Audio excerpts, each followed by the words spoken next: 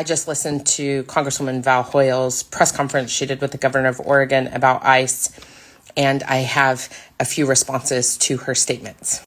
One of the things she said is that she's not going to vote for any funding for DHS until we have a viable replacement for ICE.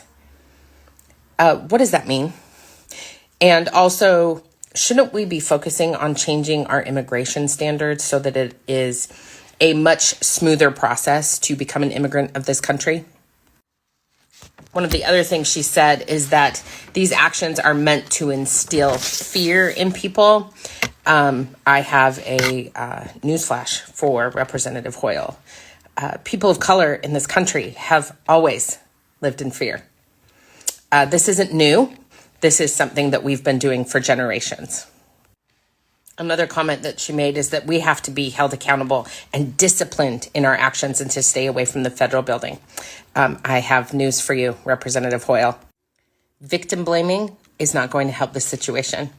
I am a survivor of domestic violence, and what I hear when that language is being used is a whole lot of blaming the victim for us getting in trouble. What I hear from Representative Hoyle is her falling into the liberal hand-wringing line, don't take the bait, don't give them a reason. We don't have time for this.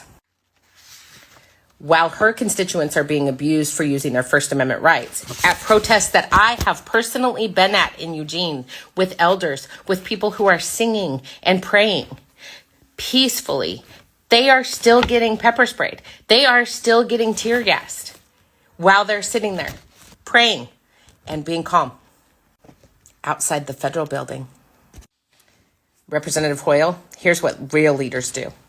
And what I expected you to already know, seeing as how you've been to Minneapolis. Our communities must get organized. We must be prepared for the violence the administration is hell-bent on inflicting on the people of Oregon.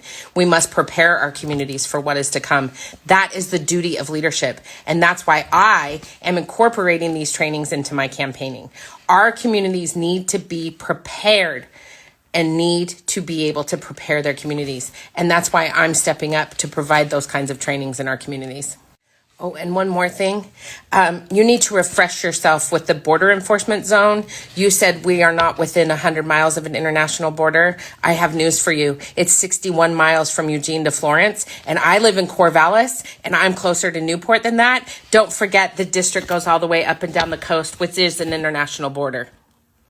Voting no does not fulfill your duty as a leader. Leadership begins when you're fighting alongside your community, helping us get ready for the fight that is coming.